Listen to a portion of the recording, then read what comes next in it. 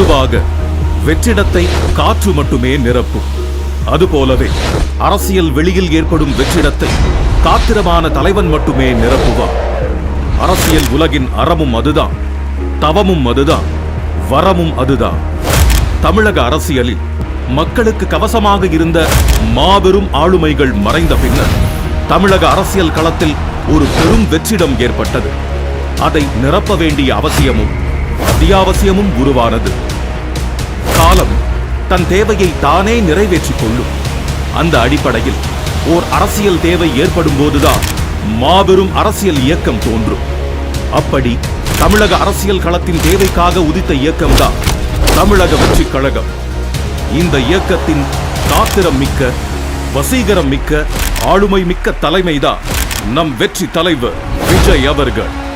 கட்சியின் அமைப்பு, தலைமை கழக நிர்வாகிகள் மற்றும் செயற்குழு உறுப்பினர்கள் 110 பேருடன் ஆலோசனை கூட்டம் நடத்தப்பட்டு அதற்கான அறிவிப்பு வெளியிடப்பட்ட அந்த நாள்தான் 2024ஆம் ஆண்டு பிப்ரவரி மாதம் 2ஆம் தேதி. அன்றே இந்திய தேர்தல் ஆணையத்திலும் அரசியல் கட்சி பதிவுக்காக விண்ணப்பிக்கப்பட்டது. தலைவர், பொதுச் செயலாளர், பொருளாளர், தலைமை நிலைய செயலாளர் மற்றும் கொள்கை பரப்பு துணை செயலாளர் என தலைமை கழகத்தின் முக்கிய நிர்வாகிகளை அறிவித்தார் நம் வெற்றி தலைவர். பாண்டிச்சேரியில் பாலியல் வன்முறைக்கு ஆளான பெண்ணுக்காக ஓங்கி குரல் கொடுத்த கண்டன அறிக்கைதான் தலைவரின் முதல் அரசியல் அறிக்கை. பெண்களுக்கான முக்கியத்துவத்தை கழகத்தின் தன் இயல்பாகவே ஆக்கினார் நம் வெற்றி தலைவர். கட்சிக்கான உறுப்பினர் சேர்க்கை அணிக்கு கட்சியின் பெண் தோழர் ஒருவரையே பொறுப்பாளராக அறிவித்ததே அதற்கு சாட்சி. கட்சியில் உறுப்பினராக சேர்வதற்கு வாக்காளர் அடையாள அட்டை எண்ணும் ஆதார் எண்ணும் கட்டாயம் என்று அறிவிக்கப்பட்டது. உறுப்பினர் சேர்க்கைக்கென தனி செயலி ஒன்று மகளிர் தினத்தன்று அறிமுகப்படுத்தப்பட்டது. தனி செயலி அறிவிக்கப்பட்ட சில மணி நேரங்களிலேயே கட்சியின் உறுப்பினர்களின் எண்ணிக்கை பல லட்சங்களாக உயர்ந்தது. கழக உறுப்பினர்கள் பட்டியலில் இளைஞர்களும் இளம் பெண்களும் குடும்ப தலைவிகளுமே பெரும் பங்கு வகிக்க தொடங்கினர். இஸ்லாமிய சகோதரர்களுக்கு எதிரான ஒன்றிய அரசின் குடியுரிமை திருத்த சட்டத்தை கடுமையாக எதிர்த்து அறிக்கை வெளியிடப்பட்டது. சக மனிதர்களுக்கான பாதுகாப்பை உறுதி செய்யும் அரசியல் கட்சியே தமிழக வெற்றிக் கழகம்.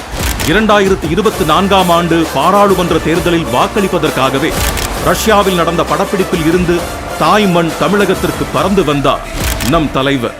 அரசியல் நாகரிகம் போற்றும் நம் வெற்றி தலைவர் 2024ஆம் ஆண்டு பாராளுமன்ற தேர்தலில் வெற்றி பெற்ற அனைத்து கட்சி எம்பிக்களுக்கும் வாழ்த்து தெரிவித்தார்.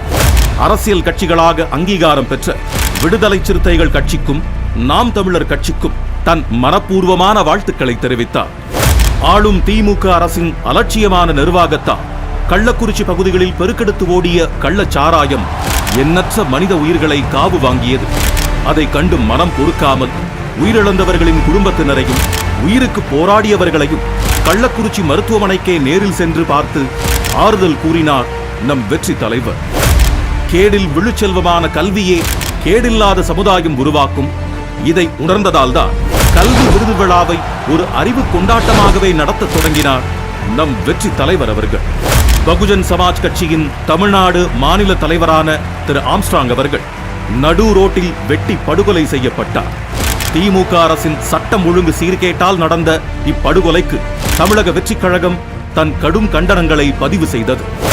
அரசியல் களத்தில் கொள்கையை உயர்த்தி பிடித்து தன் கொடியை நாட்ட விரும்பிய தமிழக வெற்றிக் கழகம் தன் தனிப்பெரும் அடையாளமான கட்சி கொடியை அறிமுகப்படுத்திய நாள்தான் 22/8/2024ஆம் ஆண்டு.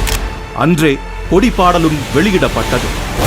தமிழக வெற்றிக் கழகத்தின் கட்சி பதிவு கோரிக்கையை ஏற்ற இந்திய தேர்தல் ஆணையம் கழகத்தை அரசியல் கட்சியாக பதிவு செய்து அதற்கான அனுமதியையும் சட்டப்பூர்வமாக வழங்கியது.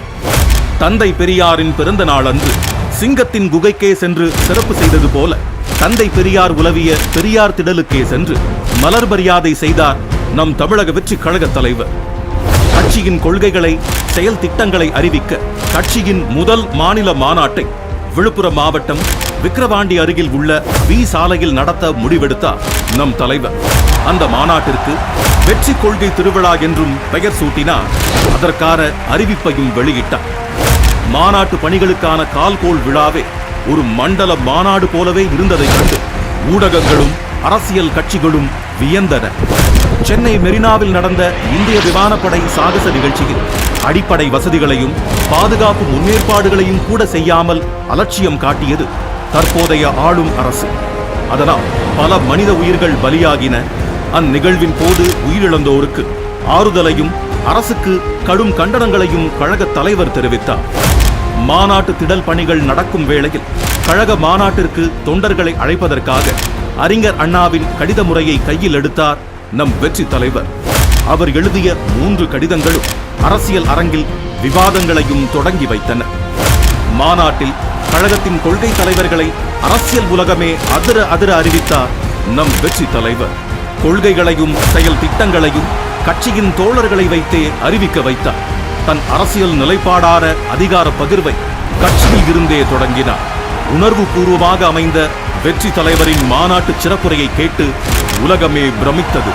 மாநாட்டுக்கு பிறகான மாதங்களிலும் அந்த பேச்சே பேசு பொருளாகவும் பெரும் விவாத பொருளாகவும் இருந்தது. மாநாட்டின் பிரம்மாண்ட வெற்றிக்கு நன்றி தெரிவித்து 4வது கடிதத்தையும் எழுதினார் நம் கழக தலைவர்.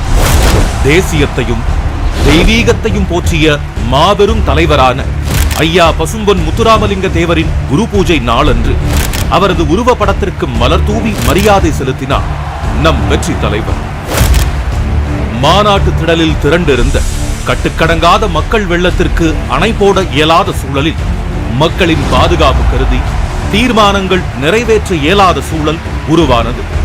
அதனால் மாநாட்டு தீர்மானங்களை நிறைவேற்றுவதற்காகவே கழகத்தின் செயற்குழு கூட்டம் நடத்தப்பட்டு அதில் 26 தீர்மானங்கள் நிறைவேற்றப்பட்டன. கிண்டி அரசு மருத்துவமனையில் பணிபுரிந்த மருத்துவர் தாக்கப்பட்டதற்கு தமிழக வெற்றிக் கழகம் தன் கண்டனத்தை பதிவு செய்தது. திருவண்ணாமலை பகுதியில் நிலச்சரிவின் போது நடந்த உயிரிழப்புகளுக்கு தன் இரங்கலையும் வருத்தத்தையும் பதிவு செய்தது தமிழக வெற்றிக் கழகம். அரசின் பேரிடர் முன்னேற்பாடுகளில் இருந்த தொய்வை சுட்டிக்காட்டியதோடு குட்டியும் காட்டியது.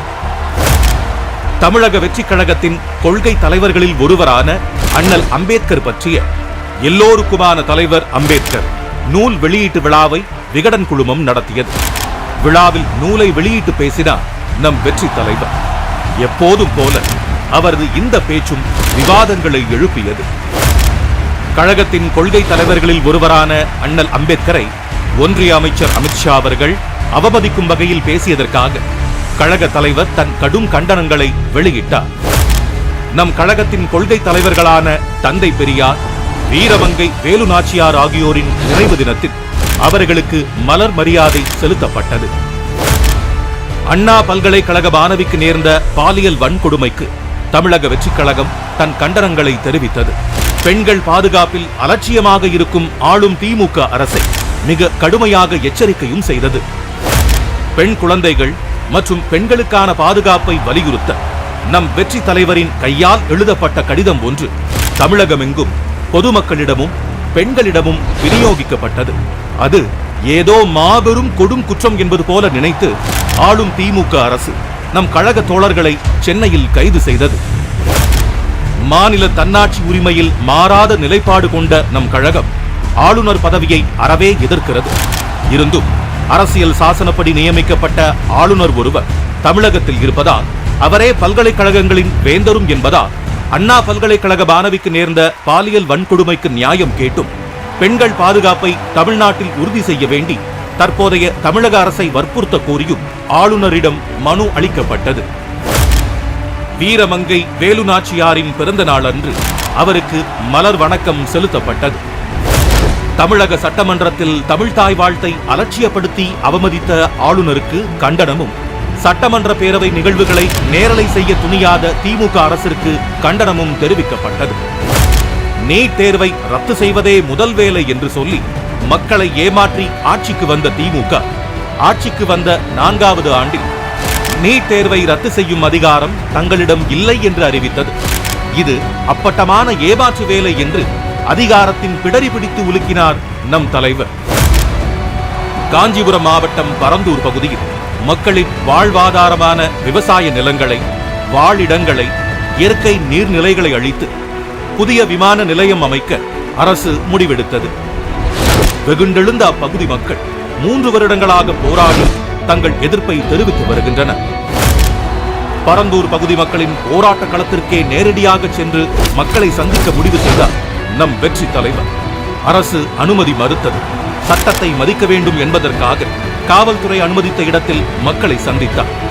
பரந்தூரை தவிர்த்த மாற்று இடத்தில் விமான நிலையம் அமைக்க வேண்டும் என்றும் அரசை வலியுறுத்தினார்.